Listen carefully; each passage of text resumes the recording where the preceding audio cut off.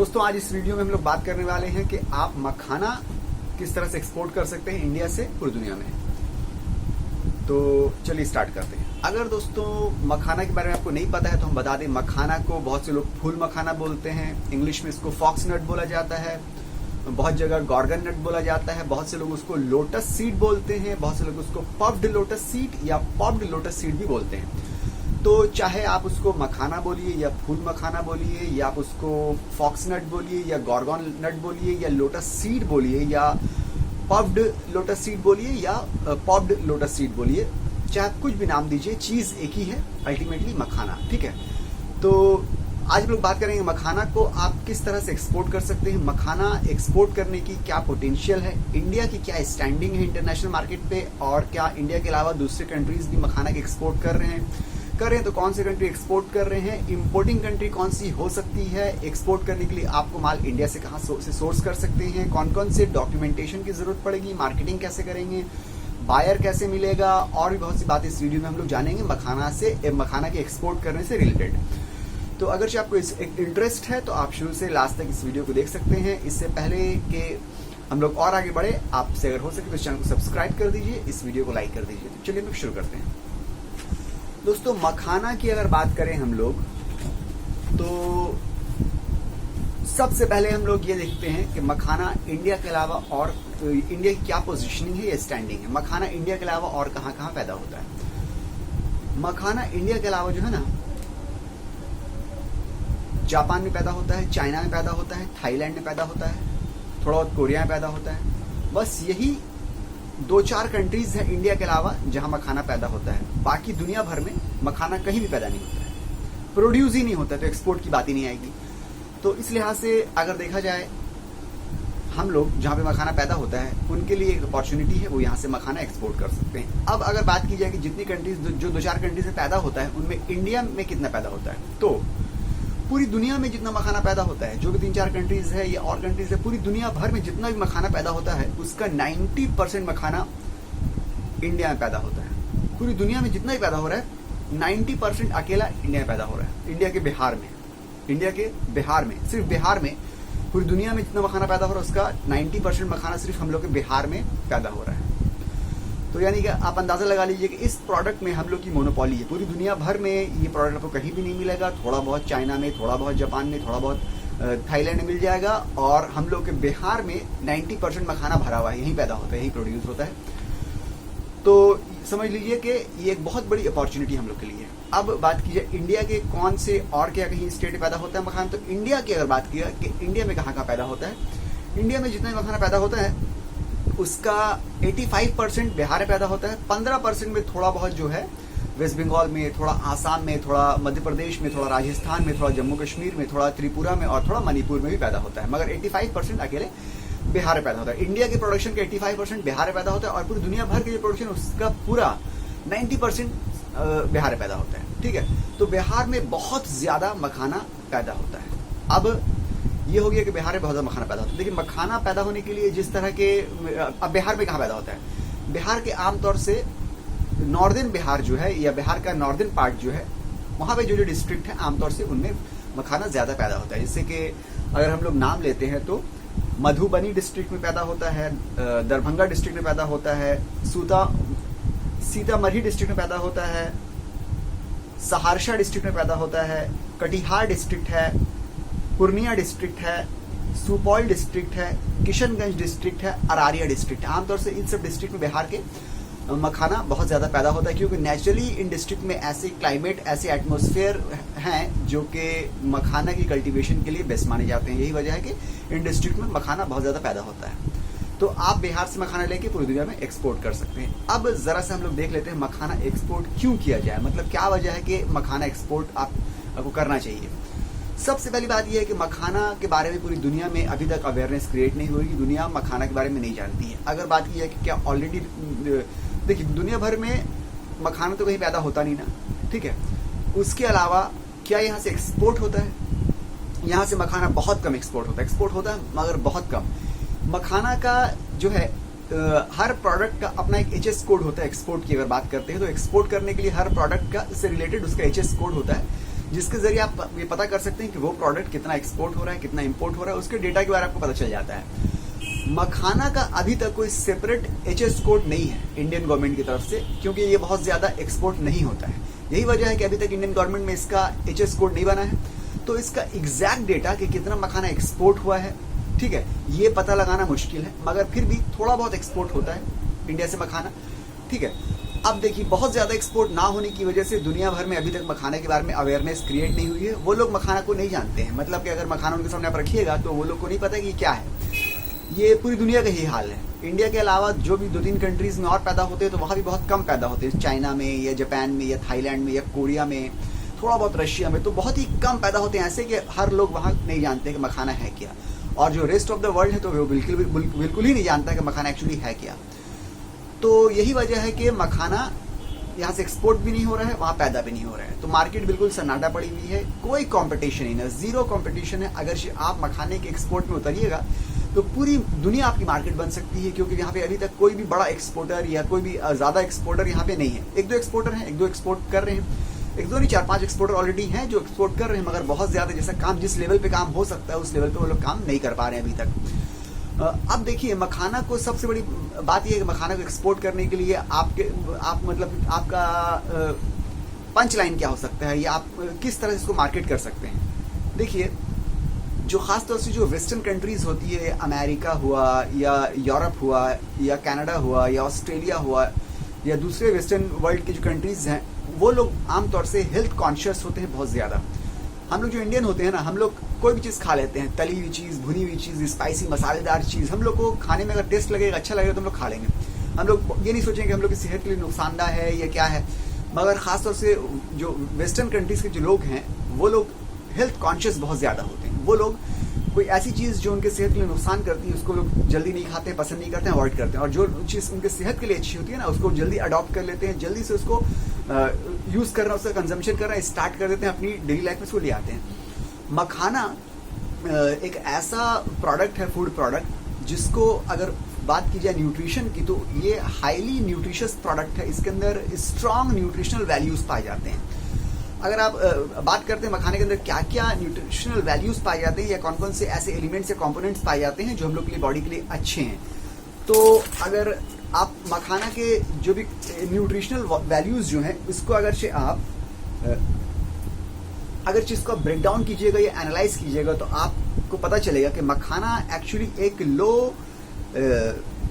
लो glycaemic food है। लो glycaemic food जो है उस फूड को कहते हैं जो समझ लीजिए कि जिसके अंदर वो चीजें जो आपके बॉडी के लिए नुकसान होती है वो कम पाई जाती हैं। अब देखिए, मखाना में सोडियम जो है उसकी जो अमाउंट है बहुत कम होता है, कोलेस्ट्रॉल बहुत कम होता है, फैट बहुत कम होता है, इसके अलावा ये ग्लूटेन फ्री होता है।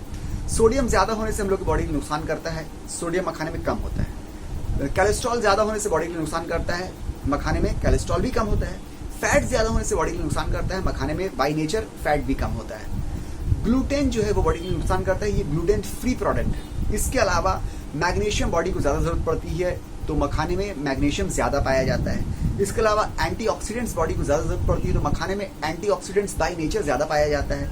इसके अलावा प्रोटीन बहुत ज्यादा हम लोग को जरूरत पड़ती है, मखाने में प्रोटीन ऑलरेडी ज्यादा पाया जाता है। इसके अलावा फाइबर्स हम लोग की बॉडी में जरूरत पड़ती है ज्यादा तादाद में, इसलिए मखाने में फाइबर्स बहुत ज्यादा पाया जाता है। इसके अलावा कैल्शियम, पोटाशियम और फास्फोरस भी हम लोग की बॉडी में ज्यादा तादाद में जरूरत पड़ती है, तो ये तीनों चीज भी जो है मखाने में अच्छी खासी पाई जाती है। तो मखाना को आप कह सकते हैं एक बहुत ही न्यूट्रिशियस फूड है जो ह्यूमन बॉडी के लिए बहुत ज्यादा न्यूट्रिशन प्रोवाइड कर सकता है, और इसकी न्यूट्रिशन वैल्यूज की वजह से इसको आप मार्केट इजीली कर सकते हैं, आराम से पुश कर सकते हैं। हालांकि वेस्टर्न वर्ल्ड में या अमेरिका, यूरोप में, ऑस्ट्रेलिया में, कनाडा में लोग इसके बारे में बहुत ज्यादा नहीं जानते हैं, मगर अगर आप इसको हल्का सा पुश कीजिएगा मार्केटिंग और उनको बताइएगा कि बहुत ज्यादा न्यूट्रिशनली बेनिफिट हो सकता है आपके लिए, आपकी हेल्थ के लिए, अगर आप इसको इस्तेमाल कीजिए तो वो लोग बहुत जल्दी इसको एक्सेप्ट कर लेंगे। अब देखिए कि आमतौर से क्या होता है कि जब वो लोग आउटिंग के लिए जाते हैं, जैसे हम लोग जाते हैं पिकनिक के लिए जाते हैं या मूवी देखने के लिए जाते हैं, तो पॉपकॉर्न खाते हैं। जैसे हम लोग भी यहाँ पे आमतौर से पॉपकॉर्न खाते हैं।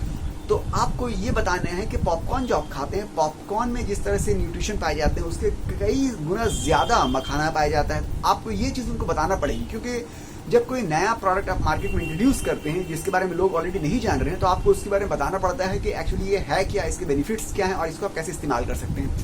ये जरा से अगर आप कर लिया, आपने इस तरह से मार्केटिंग कर ली आपकी, तो समझ ली कि पूरा मार्केट आप कवर कर सकते हैं। पूरी दुनिया अभी खाली पड़ी है, मखाना की मार्केट अभी सही तौर पे अनटैप्ड है पूरी दुनिया में, कहीं पर भी काम नहीं हो पाया है, ठीक है।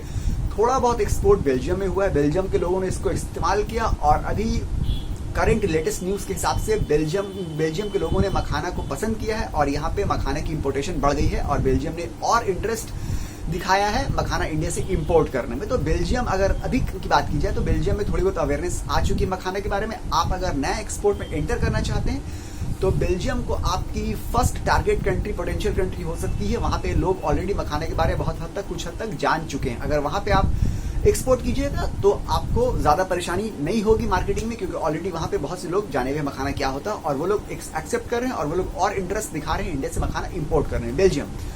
और उसके अलावा दूसरी कंट्रीज है, वहाँ पे ज़्यादा लोग तो मखाने के बारे में जानते नहीं, बिल्कुल भी नहीं जानते। तो वहाँ पे आपको मार्केटिंग करना पड़ेगी, पोजिशनिंग करना पड़ेगी, बताना पड़ेगा कि न्यूट्रिशनली बहुत ही बेनिफिट है, इसको आप इस्तेमाल कर सकते हैं स्नैक्स के तौर पे। आप बाहर जा रहे हैं, जैसे चिप्स खाते हैं, जैसे आप फ्राइज खाते हैं, इस तरह से आप इसको, जैसे पॉपकॉर्न खाते हैं, इस तरह से आप मखाना खा सकते हैं। वो सब चीज़ें जो है, फ्राइज है, चिप्स है या पॉपकॉर्न है, फ्राइज चिप्स तो नुकसानदायक है आपके हेल्थ के लिए, और पॉपकॉर्न जो है जितना फायदा देता है उससे कहीं गुना ज्यादा मखाना आपको फायदेमंद देता है, इसलिए आप मखाना को इस्तेमाल करिए, और इससे आपकी हेल्थ में बहुत ज्यादा पॉजिटिव इफेक्ट पड़ेगा। तो अभी जितनी चीज़ें हमने बताई कि मखाना में ये चीज़ें जो है पैदा होती है, जैसे कि मैग्नीशियम पाई जाती है ज़्यादा, या मान लीजिए कि फास्फोरस बहुत ज़्यादा पाया जाता है। तो ये आम इंसान जो होते हैं, जो लेमैन होते हैं मेरे और आपके तरह, ये इन सब चीज़ों को नहीं समझ पाएंगे। आप उनसे कहिए कि फास्फोरस ज़्यादा आपको मिलता है मखाने में, तो आप मखाना खाइए, तो उनको लगेगा फास्फोरस मिलता है, ठीक है मिलता है, वो एक्चुअली समझेंगे। तो उनको बताना पड़ेगा कि एक्चुअली मखाना जो है ना किस चीज़ से फायदा देती है। अब हम लोग बात करते हैं डायरेक्ट, ऐसा कि हर आदमी समझ पाए। तो मखाना का सबसे ज़्यादा फायदा होता है कि मखाना वेट लूज करता है। आज देखिए यूरोप में या अमेरिका में हर दूसरा आदमी जो है ना अपने मोटापे से परेशान है। हर दूसरा आदमी चाह रहा है कि उसका वेट लूज हो जाए किसी तरह। वो हर महीने वो हज़ारों डॉलर्स खर्च कर देते हैं अपने वजन को कम करने में। मखाना एक ऐसा फूड प्रोडक्ट है जिसको अगर आप खाइए तो आपकी मोटापे को, वेट लूज करेगा, आपकी ओबेसिटी को कम करेगा, मोटापे को कम करेगा। ये भी मखाने का एक समझ लीजिए एट्रीब्यूट है। ये मखाना आपके मोटापे को कम करता है। इसके अलावा मखाना जो है एक एंटी एजिंग प्रॉपर्टी पाया जाता है मखाने में, इसी वजह से वो स्किन को जो है ग्लो करता है, स्किन को रेडिएंट करता है। अगर लेडीज को आप दीजिए मखाना रेगुलर बेसिस में, तो उनकी क्योंकि एंटी एजिंग प्रॉपर्टी पाई जाती है, तो वो उम्र को मखाना खाने की वजह से, मान लीजिए वो 40 साल की है तो मखाना खाएंगे तो वो 35 साल की या 30 साल की लगेंगी रेगुलर बेसिस पे खाएंगे, क्योंकि मखाने में एंटी एजिंग प्रॉपर्टी पाया जाता है। और मखाना के रेगुलर बेसिस पे इस्तेमाल से उनके स्किन जो है भी ग्लो करेगा। इसके अलावा मखाना दिल के लिए यानी कि हार्ट के लिए बेहतर है। इसके अलावा मखाना किडनी के लिए बेहतर है, ठीक है। इसके अलावा और अगर बात की जाए, मखाने से ब्लड शुगर जो है वो आपका नॉर्मलाइज हो जाता है, मेंटेन रहता है। ब्लड शुगर और डायबिटीज के लिए भी मखाना बेहतर है। आज देखिए इतने लोग डायबिटीज से परेशान हैं, चाहे वो आप यूरोपियन कंट्री में बोलिए, अमेरिकन कंट्री में ये बोलिए, हमारे इंडिया में बोलिए। तो मखाना अगर रेगुलर बेसिस पे इस्तेमाल करें तो वो डायबिटीज को, ब्लड शुगर को भी, डायबिटीज को कंट्रोल करता है, ब्लड शुगर को मेंटेन करता है मखाना, ठीक है। और भी बहुत सारे इसके हेल्थ बेनिफिट्स मखाने के हैं, अगर इसको रेगुलर बेसिस पे कॉन्स्टेंटली खाया जाए तो ये सब खासियत है इसमें। और इसके अलावा जो प्रेग्नेंट जो वुमेन्स जो होती हैं, जिनका बच्चा होने वाला रहता है, उनको आमतौर से आपने देखा होगा इंडिया में लोग मखाना सजेस्ट करते हैं। प्रेग्नेंट वुमेन के लिए मखाना बहुत ज़्यादा न्यूट्रिशियस माना जाता है, उनकी हेल्थ के लिए बहुत बेहतर माना जाता है। इसके अलावा जो नर्सिंग मदर्स होती हैं, जिनका बच्चा हो गया छोटा है, उनके बॉडी में मखाना जो है मिल्क प्रोड्यूस करने का काम करता है बहुत ज़्यादा। तो मखाने की इतनी सारी हेल्थ बेनिफिट्स हैं, खासियत है। अगर इसकी सही तौर पर मार्केटिंग हो जाए पूरी दुनिया में तो मखाना एक ऐसा प्रोडक्ट इंडिया का बन सकता है कि इंडिया का ये प्रोडक्ट पूरी दुनिया भर में छा जाए, क्योंकि ये सिर्फ इंडिया में ही पैदा होता है। सबसे बड़ी बात ये है कि इंडिया में इस प्रोडक्ट की मोनोपोली है और कहीं पैदा ही नहीं होता है। सिर्फ इंडिया में पूरी दुनिया का 90% मखाना पैदा होता है बिहार में। तो फिर आप अंदाजा लगा लीजिए कि ये इंडिया में इस प्रोडक्ट की मोनोपोली है और कोई कॉम्पिटिशन नहीं हो सकता है। ये नहीं हो सकता कि आज इंडिया इसको एक्सपोर्ट कर रहा है तो कल मान लीजिए कि इसको पाकिस्तान, इसको मान लीजिए कल चाइना भी एक्सपोर्ट करने लगे। एक्सपोर्ट कैसे करेगा जब ये प्रोड्यूस वहाँ नहीं होता, प्रोड्यूस इंडिया में होता तो इंडिया ही करेगा। मोनोपोली अभी तक इंडिया की है और जिंदगी भर इंडिया ही की मोनोपोली रहेगी, जो इंडिया में पैदा होता है। इसके अलावा कंपटीशन लेवल बिल्कुल जीरो है, क्योंकि जब मोनोपोली इंडिया की है तो कंपटीशन लेवल कहीं पे हो ही नहीं सकता है ना। इंडिया के अगेंस्ट कोई कंट्री और ऐसी नहीं हो सकती कि वो भी मखाना एक्सपोर्ट करना स्टार्ट कर दे, क्योंकि वहाँ पैदा नहीं होता है। तो हम लोग को इसका फायदा उठाना चाहिए, हल्की सी मार्केटिंग करके हम लोग को इसके ऊपर आना चाहिए, इसके ऊपर एक्सपोर्ट के ऊपर काम करना चाहिए, हम लोग को मखाना का पुश करना चाहिए। अब हम लोग बात करते हैं कि मखाना एक्चुअली एक्सपोर्ट अगर आपको मखाना करना है तो आप इसकी मार्केटिंग किस तरह से कर सकते हैं? देखिए, आमतौर से आपको मखाना जो अगर आप एक्सपोर्ट करना चाहते हैं तो आप दो तरीक़ों से मखाने को एक्सपोर्ट कर सकते हैं। एक तो ये एज इट इज़ एक्सपोर्ट कर सकते हैं। मान लीजिए जो मखाना जो होता है, जो अनप्रोसेस्ड फॉर्म में जो होता है, उसमें आप एक्सपोर्ट कर सकते हैं। उसके लिए आपको क्या करना है, बायर ढूंढना है, बायर को सैंपल देना है, बायर ने उसको टेस्ट किया, अप्रूव किया, उसको आपको न्यूट्रिशनल बेनिफिट बताना है। आप उसको हो सके तो लैब रिपोर्ट दिखा दीजिए, ये देखिए ये न्यूट्रिशनल बेनिफिट है, लैब रिपोर्ट के साथ दिखाइए ताकि वो बिलीव करे आपकी बात पे कि इतने न्यूट्रिशन पाए जाते हैं। उसके बाद बायर देखेगा, अगर उसको लगेगा कि ये सही है तो हो सकता है आपको परचेस ऑर्डर दे खरीद ले, ठीक है। बस बायर आपको ढूंढना है, उसको जरा सा हल्का सा बताना है क्या क्या बेनिफिट्स हैं और हल्का सा आप उसको पुश करना है। ये हो गया, समझ लीजिए कि जो बल्क एक्सपोर्ट करते हैं ट्रेडिशनल तरीका, उस तरह के हम बायर की बात कर रहे हैं। जो और आपका जो बायर है, पोटेंशियल बायर है, वो आपका कौन है? जो ऑलरेडी फूड प्रोडक्ट इंपोर्ट कर रहा है, जो ऑलरेडी फूड प्रोडक्ट चाहे पैकेज्ड फूड हो या फ्रेश फूड हो, जो ऑलरेडी इंपोर्ट कर रहा है ना, वही आपका टारगेट बायर है, पोटेंशियल बायर है। आप उससे कांटेक्ट कीजिए, आप उसको दिखाइए, बताइए कि ये मखाना है, इसको हम एक्सपोर्ट करते हैं, इसकी ये खासियत है, ठीक है। आप टेस्ट करके देखिए, उसको सैंपल दीजिए, सैंपल वो ट्राई करेगा, ट्राई करने के बाद उसको आप थोड़ा ज़्यादा दे दीजिए कि वहाँ पे मार्केट थोड़ा बहुत कर सके। फिर अगर उसको वहाँ पे जमेगा, अगर मार्केटिंग सक्सेसफुल नजर आई उसको, वहाँ पे डिमांड नजर आई उसको, तो फिर हो सकता है वो आपको ऑर्डर बल्क में दे दे। ये एक सिंपल तरीका है ट्रेडिशनल एक्सपोर्ट करने का, ये एक तरीका था। दूसरा तरीका जो हम बता रहे हैं वो ये है, आप ऐसा भी कर सकते हैं कि आप मखाने को प्रोसेस करके, ठीक है, या इसको बोल सकते हैं कि आप मखाने को रोस्टेड फॉर्म में, मखाने को फ्लेवर करके, मान लीजिए मखाना जो टेस्ट होता है बाई नेचर वो तो है ही है, आप उसमें डिफरेंट फ्लेवर्स का प्रोसेस करने के बाद, हल्का सा रोस्ट करने के बाद, हल्का सा क्रंची बनाने के बाद पैकेट में पैक कर दीजिए। जैसे कि लेस आता है ना, जैसे कुरकुरे आते हैं हम लोग इंडिया में, ठीक है, इस तरह के आप पैक कर दीजिए। और पैक करने के बाद अपने ब्रांड नेम के अंदर खूबसूरत सी पैकेट, बहुत अच्छी ब्रांडिंग, बहुत अच्छी पैकेजिंग, बहुत ब्यूटीफुल अट्रैक्टिव बना के आप उसको इस तरह के अपने ब्रांड नेम के अंदर आप इसकी मार्केटिंग कीजिए। ये मार्केटिंग का तरीका डिफरेंट भी हो सकता है, ठीक है। अगर मान लीजिए आपके पास बजट कम है तो आप बहुत ज़्यादा फैंसी पैकेट मत बनाइए, आप ट्रांसपेरेंट सिंपल से जो ये होता है, जो पैकेट होता है, उसमें भी आप रख सकते हैं। एक हल्की सी आपने क्या बोलते हैं उसका, कागज़ के टुकड़े में अपने ब्रांड का नाम लिख दिया, पूरा कॉन्टैक्ट लिख दिया और ट्रांसपेरेंट पैकेट में पैक कर दिया आपने, और उसको भी आप एक्सपोर्ट कर सकते हैं अपने ब्रांड के नेम के अंदर में। बहुत फैंसी पैकेट नहीं बनाइए, अगर आपके बजट ज़्यादा नहीं है तो आप स्टार्टिंग में ये भी कर सकते हैं। अगर आपका फिर फ्लो में आ जाए बिजनेस तो आप और अपनी ब्रांडिंग अच्छी कर सकते हैं, पैकेजिंग अच्छी कर सकते हैं, इंप्रूव कर सकते हैं, वो आप बाद में कर सकते हैं। तो चाहे आप अनप्रोसेस्ड या प्रोसेस्ड, जैसा भी आपको करना है ये आपके ऊपर डिपेंड करता है, या दोनों भी आप एक साथ कर सकते हैं, कोई बात नहीं। अगर आपको प्रोसेस्ड करना है, जैसे कि कुरकुरे या लेज इस टाइप का आपको बना के करना है सिंपल से पैकेट में, इतने फैंसी पैकेट में नहीं भी कर सकते आप शुरू में, या कर भी सकते हैं, तो उसके लिए आप मार्केटिंग कैसे कीजिएगा? देखिए, उसके लिए मार्केटिंग आप सबसे पहले तो ये तरीका है कि आप सिंपल जो फूड इंपोर्ट कर रहे हैं, चाहे प्रोसेस्ड फूड या अनप्रोसेस्ड फूड या पैकेज्ड फूड जो इंपोर्ट कर रहे हैं, आप उनसे कांटेक्ट कीजिए, वो भी आपको बल्क में माल ले सकते हैं। जो आपने अनप्रोसेस्ड में खाने के लिए जैसे आपको बायर ढूंढना था, वैसे आपने यहाँ भी ढूंढा। दूसरा तरीका ये है कि आप जो यूएस में, जो अमेरिका में जो बड़े बड़े मॉल्स हैं, बड़े बड़े सुपर मार्केट्स हैं, बहुत बड़े बड़े स्टोर्स हैं, उनको आप कांटेक्ट कीजिए। आप उनसे बोलिए कि मेरा प्रोडक्ट, मेरा माल जो है वो आप अपने स्टोर्स में रखिए, ठीक है, वो आप उनको आप दीजिए और उनको आप बोलिए कि आप ट्राई करके देखिए, अगर पसंद आएगा तो आप उसको कंटिन्यूस बेसिस पे लेते रहिएगा। उनको आप पुश कीजिए। अब आप बोलिएगा कि उनका कॉन्टैक्ट कहाँ से मिलेगा आपको, कि अमेरिका में जो कौन सा सुपर मार्केट है या कौन सा मॉल है या कौन सा स्टोर ओनर है, इनका कॉन्टैक्ट कहाँ से मिलेगा?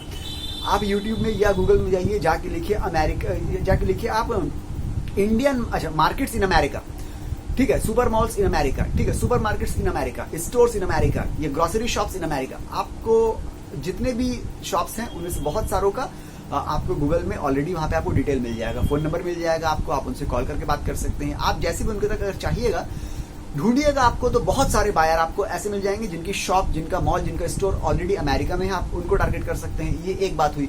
दूसरी बात ये कि बहुत से इंडियंस का अमेरिका में शॉप है, उनके स्टोर्स हैं, ग्रोसरी शॉप्स हैं, आप उनसे बात कर सकते हैं। इंडियन जो अमेरिका में गए हुए हैं, बस गए वहाँ पे, तो अगर उनसे बात कीजिएगा तो और आसान हो जाएगा। वो आपकी ज़बान समझेंगे, आपकी फीलिंग्स समझेंगे, और एक अटैचमेंट भी होगा कि वो भी इंडियन है, आप भी इंडियन है। आप उनको भी टारगेट कर सकते हैं। आप गूगल में या यूट्यूब में आप लिखिए Indian market in America, Indian stores in America, Indian grocery shops in America, इस टाइप का आप लिखिए, आपको बहुत सारे स्टोर के आपको एड्रेस मिल जाएंगे, नाम पता चल जाएगा, ओनर का नाम पता चल जाएगा, आप उसको पिच कर सकते हैं, आप उन तक पहुंच सकते हैं। मान लीजिए अगर आपको 10-12 ही पता चल गया, आपने 10-12 में कांटेक्ट किया, 1-2 ने भी ले लिया, तो आप कम से कम आपने एंटर तो कर लिया, आपका प्रोडक्ट घुस तो गया अमेरिका में। इसके अलावा आप लिंक्डइन में जा सकते हैं। लिंक्डइन में आप जाके जरा एक्सप्लोर कीजिए, वहां पे आप देखिए अमेरिका में कौन कौन से इंपोर्टर्स हैं जो इंपोर्ट कर रहे हैं फूड प्रोडक्ट्स को, उनको आप पिच कीजिए।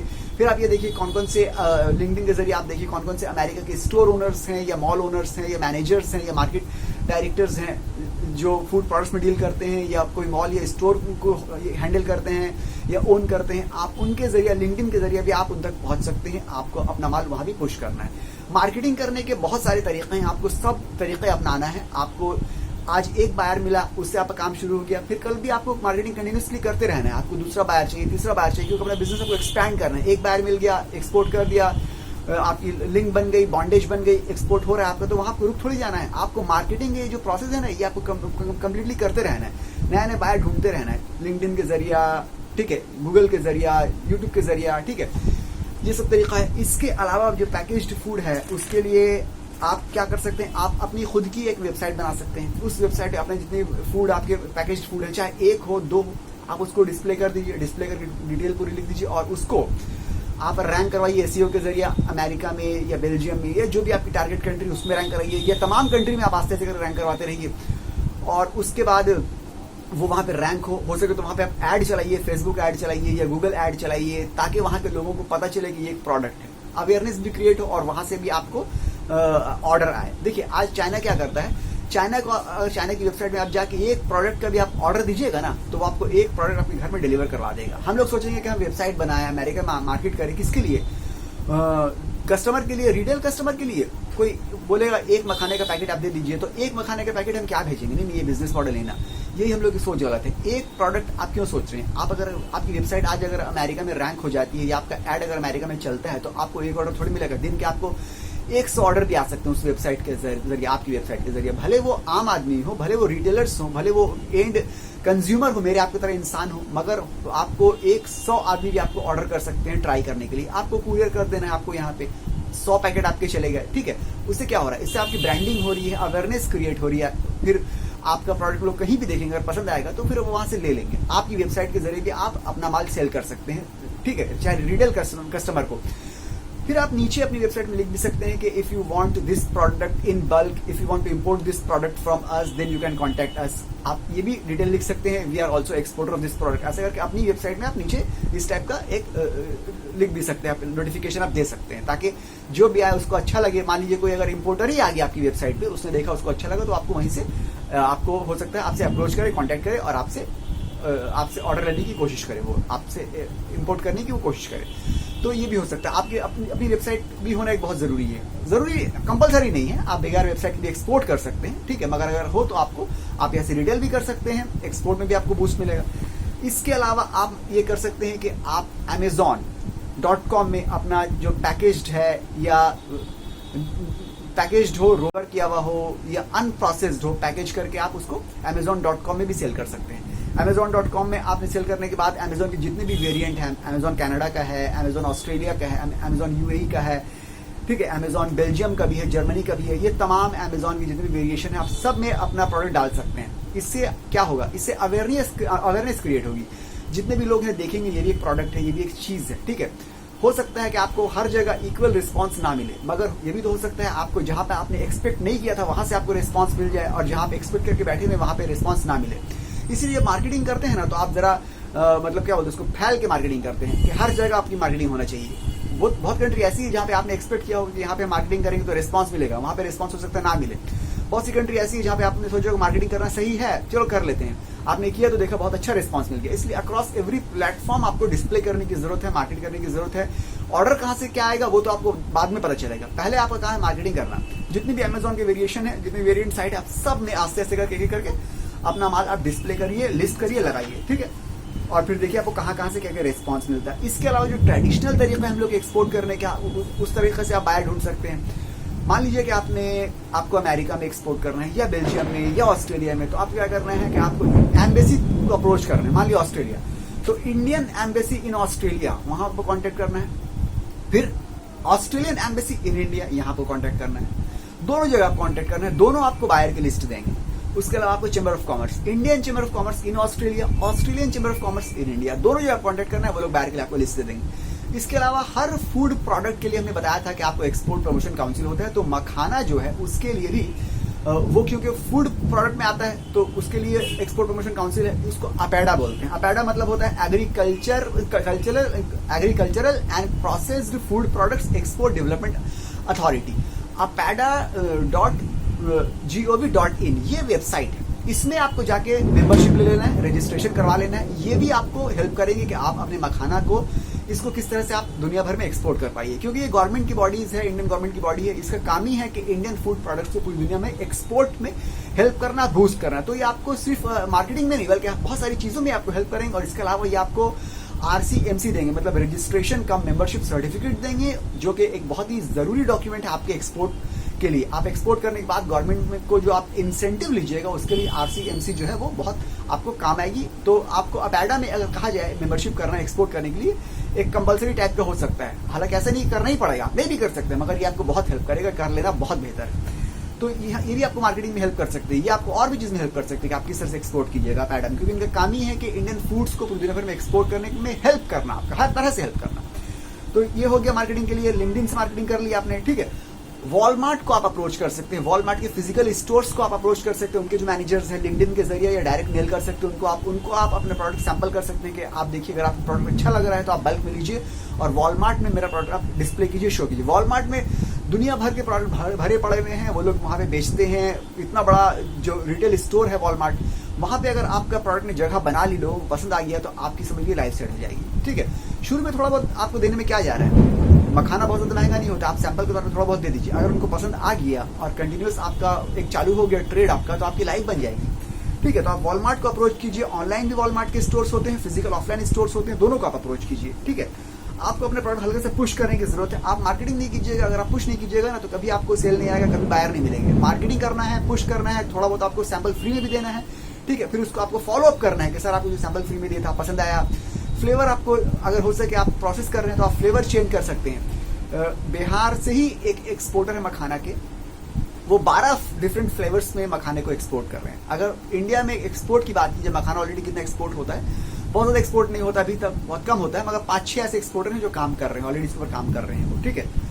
तो आप भी फ्लेवर चेंज करके भी आप कर सकते हैं एक्सपोर्ट, ठीक है। इसके अलावा अब अगर बात करते हैं कि प्रॉफिट मार्जिन कितना हो सकता है, ये जो बिजनेस इतना बड़ा जो मखाने का बिजनेस है, जो अनटैप्ड बिजनेस है, जिसकी मार्केट ऑलरेडी पूरी दुनिया में, मतलब कोई और एक्सपोर्टर नहीं है, कोई और प्रोड्यूसर नहीं, ना इंडिया प्रोड्यूस करता है, बिहार प्रोड्यूस करता है, 90% हम लोग प्रोड्यूस करते हैं, हम लोग की मोनोपोली है इस प्रोडक्ट में। तो हम लोग अगर इसको सेल करें तो कितने का बिक सकता है, मान लीजिए एक्सपोर्ट करें तो।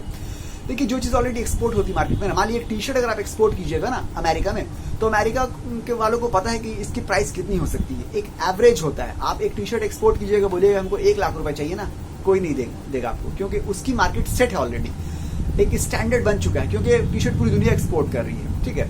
इसी तरह से मान लीजिए अगर आप शूज एक्सपोर्ट कीजिएगा लेदर के, तो उसका भी एक स्टैंडर्ड है कि इससे इस रेंज के अंदर हो सकता है, उसके बहुत ऊपर नहीं हो सकता। मगर कोई ऐसी चीज जिसके बारे में पूरी दुनिया को पता ही नहीं है, या दुनिया में एक्सपोर्ट ही नहीं होती है, पैदा ही नहीं होती है, उसको तो आप जो बोलिएगा लोग दे देंगे ना, उनको तो पता नहीं है कितने की मिलती है। मखाना एक ऐसी चीज है जो अभी तक पूरी दुनिया में कहीं पैदा नहीं होती, और ना अभी इंडिया पैदा होती है, और इंडिया से बहुत ज्यादा एक्सपोर्ट भी नहीं होता है। तो अभी तक मार्केट बिल्कुल साफ है, इंडिया की मोनोपोली है। अगर आप एक्सपोर्ट कीजिएगा तो आप जो भी प्राइस बोलिएगा ना, अगर उनको पसंद आया तो उसको दे देंगे, क्योंकि अभी तक प्राइस कोई फिक्स नहीं हुआ है, कोई एक स्टैंडर्ड प्राइस नहीं है। स्टैंडर्ड प्राइस तो जब होता है ना जबकि इसका ट्रेड हो रहा है, लोग खरीद रहे हैं, भाई हम तो इतने में खरीदते हैं, आप इतने में कैसे दे सकते हैं। अरे आप तो खरीदते ही नहीं है ना, क्योंकि आपको तो पता ही नहीं मखाना भी है। तो उसकी प्राइस आप जितनी बोलिएगा ना, जितना मार्जिन रखना चाहिए आप रख सकते हैं, ठीक है। मगर ये भी नहीं कि आप बहुत ज्यादा रख लीजिए। मगर अभी तक ये कि मार्जिन, क्योंकि प्राइस इसका फिक्स नहीं है, सेट नहीं है, तो आप इसको बढ़ा के भी अच्छे खासे कई गुना ज्यादा महंगे भी आप उसको बेच सकते हैं। अब हम लोग जरा देखते हैं कि एक्चुअल में जो लोग बेच रहे हैं, जो 4-5 जो एक्सपोर्टर बेच रहे हैं, उनका क्या हाल है। देखिए आज अगर आप इंडिया में मखाना खरीदने जाइएगा तो आपको 300 से 400 रुपए किलो के आसपास मखाना मिल जाता है। मान लीजिए आप 400 रुपए किलो आपने खरीद लिया, महंगा ही खरीद लिया, 400 रुपए आपने खरीद लिया, 400 रुपए किलो आपने खरीदा, तो 100 ग्राम मखाना आपको कितने का मिला, 40 रुपए का मिला। 100 ग्राम मखाना आपने 40 रुपए का खरीदा। अब आप Amazon.com में जाइए, Amazon.com में जाके आप मखाना लिखिए और फॉक्सनट लिखिए, सर्च कीजिए। वहां पे जो रिजल्ट आएगा ना, वहां पे आपको नजर आएगा कि 100 ग्राम मखाना, बहुत से एक्सपोर्टर जो हैं 100 ग्राम मखाने का पैकेट $13 में भी बेच रहे हैं। $13, $1 आज की डेट में 75 रुपए का है इंडियन रुपीज के हिसाब से, तो $13 के हिसाब से 975 रुपए का, यानी कि 100 ग्राम मखाना जो 40 रुपए का मिलता है इंडिया में, वो Amazon.com में वो लोग बेच रहे हैं 975 रुपए का। 20 गुना से भी ज्यादा प्रॉफिट, 22 गुना से भी ज्यादा प्रॉफिट। सोचिए आप, 20 टाइम्स मतलब प्रॉफिट एक्स्ट्रा। इतना प्रॉफिट आज दुनिया की किसी प्रोडक्ट में नहीं है, और सिर्फ इसीलिए हो पा रहा है क्योंकि ये एक समझ लीजिए कि ऐसी मार्केट है जहां पे कोई कंपटीशन है, जीरो कंपटीशन। जहां पे जीरो कंपटीशन है तो वहां पे प्रॉफिट मार्जिन बढ़ ही आएगा, क्योंकि दूसरा तो सेलर नहीं है ना। अगर सेलर बढ़ेंगे तो कंपटीशन बढ़ेगा, कंपटीशन बढ़ेगा तो आस्ते आस्ते आपस में लड़ाई सेलर्स की वजह से फाइट होगी, उसकी वजह से क्या होगा, मार्जिन बहुत घट जाएगा। बहुत सी चीजों का आज देखिए, अनियन का क्या हाल है, प्याज का क्या हाल है। प्याज के इतने एक्सपोर्टर हैं कि प्याज में आज मार्जिन बहुत कमी बच गया है, ठीक है। तो ये मखाना एक ऐसा प्रोडक्ट अभी सामने आया है जो बहुत ज्यादा एक्सपोर्ट नहीं हो रहा है। अगर आप एक्सपोर्ट कीजिए तो अच्छी खासी आप जो है इससे मतलब क्या बोलते हैं उसको, आप मार्जिन, प्रॉफिट मार्जिन जनरेट कर सकते हैं। और देखिए, आप एक चीज याद रखिए कि कभी भी आपको हिट होने के लिए ना 100 प्रोडक्ट की जरूरत नहीं है। एक प्रोडक्ट आपको हिट बना सकता है, एक प्रोडक्ट आपको मिलेनियर बना सकता है। अगर एक विनिंग प्रोडक्ट आपके हाथ लग गया तो आप उस एक प्रोडक्ट की वजह से जो है मिलेनियर बन सकते हैं। आपको 100 प्रोडक्ट, 10 प्रोडक्ट में काम करने की, दिमाग लगाने की कोई जरूरत नहीं है। सिर्फ एक आपको बेस्ट प्रोडक्ट मिल गया ना, तो सिर्फ वो एक प्रोडक्ट आपको मिलेनियर बना सकता है। अगर आप सिर्फ मखाना के ऊपर सही से मार्केटिंग कर लीजिएगा, प्रॉफिट मार्जिन ऑलरेडी बनी हुई है, आप देखिए लोग कितने कितने प्रॉफिट रख के बेच रहे हैं। अगर आप भी उनसे थोड़ा कमी में बेचिएगा या उतने ही बेचिएगा तो आप कितना कमा सकते हैं आपको अंदाजा नहीं, क्योंकि पूरी दुनिया आपकी मार्केट है ना, पूरी दुनिया सन्नाटी पड़ी हुई है। अभी तक कोई एक्सपोर्टर सामने नहीं आ रहा है। 4-5 लोग जो एक्सपोर्ट कर रहे हैं वो भी थोड़ा कर रहे हैं, वो भी उस जिस तरह से होना चाहिए, जिस लेवल में होना चाहिए उस लेवल में उनकी मार्केटिंग भी नहीं हो रही है, उस लेवल में उनका एक्सपोर्ट भी नहीं हो रहा है। तो आप जरा इसको टैप कीजिए, इसके ऊपर जरा मेहनत कीजिए और आप इसको लेके आगे बढ़िए, ठीक है। अब अगर बात करते हैं कि क्या क्या डॉक्यूमेंट लगेगा, तो इसमें डॉक्यूमेंट क्या क्या लगेगा देखिए। जो तो एक तो बेसिक जो डॉक्यूमेंट्स होते हैं वो लगेंगे, जैसे कि बिजनेस एंटिटी, आपके पास एक बिजनेस होना चाहिए या कंपनी होना चाहिए वो। उसके अलावा जीएसटी नंबर लगेगा, उसके अलावा करेंट अकाउंट लगेगा, उसके अलावा इंपोर्ट एक्सपोर्ट कोड लगेगा, उसके अलावा अपेडा का यानी कि एक्सपोर्ट प्रमोशन काउंसिल जो अपेडा है उसका आपको आरसीएमसी सर्टिफिकेट लगेगा। और अगर आप फूड प्रोडक्ट प्रोसेस करके सेल कर रहे हैं मान लीजिए, या अनप्रोसेस भी कर रहे हैं, पैकेज करके कर रहे हैं, तो आपको वहां पे FSSAI का सर्टिफिकेट भी लग सकता है, यानी कि food safety standard authority of India का सर्टिफिकेट भी लग सकता है। इनमें से ज्यादातर चीजें आपको आमतौर से बहुत ही कम पैसे में या फ्री में बन जाती हैं, मगर आपको सिर्फ आरसीएमसी जो लेना है वो एक्सपोर्ट प्रमोशन काउंसिल से अपेडा के लेना है, उसके लिए आपको चार्ज देना पड़ता है 8,000-9,000 ऐसा कुछ आपका एनुअल जो फीस है उनकी वो देना पड़ती है। बाकी ये डॉक्यूमेंटेशन आमतौर से बहुत कम ही बन जाते हैं, ठीक है। अब बात करें जाए एक्चुअल में आपके खर्च कितना लगेगा, कितने पैसे लग सकते हैं आपको ये एक्सपोर्ट स्टार्ट करने के लिए। देखिए, मखाना ज्यादा महंगा होता नहीं है, एकदम सस्ता प्रोडक्ट होता है और बहुत ही हल्का होता है, वॉल्यूमस होता है। इसकी वजह से आप थोड़ा सा मखाना भी कंटेनर में भरिएगा ना, हल्का होने की वजह से कंटेनर पूरा पैक हो जाएगा। 400 रुपए किलो अगर मिला, मान लीजिए आप शुरू में 100 किलो भी अगर आप एक्सपोर्ट कर रहे हैं, 100 केजीज भी एक्सपोर्ट कर रहे हैं, तो 40,000 में आपका एक्सपोर्ट स्टार्ट हो गया। डॉक्यूमेंटेशन वगैरह का, रजिस्ट्रेशन वगैरह का वो अलग का थोड़ा खर्चा है। आपका प्रोडक्ट 40,000 में रेडी हो गया। आप मैक्स टू मैक्स अगर आप 70,000 या 80,000, 40-50,000, 60,000 अगर आप रखिएगा तो आपका ये एक्सपोर्ट स्टार्ट हो सकता है। और प्रॉफिट मार्जिन कितना है, 20 गुना ज्यादा। मान लिया अगर आपने 100 किलो से स्टार्ट किया मखाना एक्सपोर्ट किया, या 50 किलो से आपने स्टार्ट किया, शुरू में थोड़ा ही से आपने स्टार्ट कर दिया, आपका माल गया, वो लोग ने खरीदा, वो लोग ने पेमेंट कर दी। वो जो पेमेंट रियलाइज आपकी हुई, पेमेंट आपको मिले, पैसे मिले, वो तो कई गुना ज्यादा मिलेंगे ना। मान लिया आपने 50,000 रुपए लगाया आपने, या 1 लाख लगाया, जो रिटर्न आएगा वो तो कई गुना ज्यादा आएगा, क्योंकि प्रॉफिट मार्जिन बहुत ज्यादा है। उन पैसों को आपने फिर से लगा दिया, फिर से लगाने के बाद फिर से और ज्यादा आपने बल्क में एक्सपोर्ट किया, फिर जो आएगा फिर कई गुना ज्यादा पैसे आएंगे। इस तरह से अगर आप 10-12 राउंड भी कर लीजिएगा ना, तो आप यहीं पे मिलेनियर बन जाइएगा, यकीन मानिए। उसके बाद आप उस पैसों को लगाते रहिए, एक्सपोर्ट करते रहिए, मार्केट एक्सपैंड करते रहिए। मगर एडवाइजेबल क्या है, ऑलवेज प्ले सेफ, हमेशा सेफ खेलिए। शुरू में छोटा स्टार्ट कीजिए। आप शुरू में स्टार्ट कर रहे हैं, आपने बहुत ज्यादा, आपने 1 क्विंटल या 1 टन एक्सपोर्ट कर दिया, ठीक है, ऐसा मत कीजिए। शुरू में हमेशा छोटा आप बायर पकड़िए, ऐसे बायर पकड़िए जो कंपेरेटिवली ज्यादा बल्क में ना भी मांगे, अगर छोटा भी मांगे, कम भी मांगे, मगर रेगुलर बेसिस मांगे, उनको आप उनसे बिजनेस कीजिए। थोड़ा आपने माल दे दिया, फिर ऑर्डर करें, फिर थोड़ा माल दे दिया, फिर ऑर्डर करें, फिर नया बायर को ढूंढा आपने, ठीक है। एक कंट्री को शुरू में टारगेट करिए आप, चाहे अमेरिका को, चाहे ऑस्ट्रेलिया को, चाहे कनाडा को, चाहे यूएई को, चाहे सिंगापुर को, चाहे मलेशिया को। एडवाइजेबल है मखाना के लिए। अभी बेल्जियम में मखाने की अवेयरनेस थोड़ी बहुत क्रिएट हुई है, एक्सेप्टेबिलिटी बढ़ी है और वहाँ के लोग मखाना को इंपोर्ट करने के बारे में बहुत इंटरेस्टेड हैं। न्यूज के हिसाब से मखाना ने बेल्जियम ने इंटरेस्ट जाहिर किया इंडिया से मखाना को इंपोर्ट करने में बहुत ज्यादा। रिपोर्ट के हिसाब से आज से 3 साल बाद रिपोर्ट के हिसाब से मखाने की एक्सपोर्ट इंडिया से 25 से 40% बढ़ जाएगी।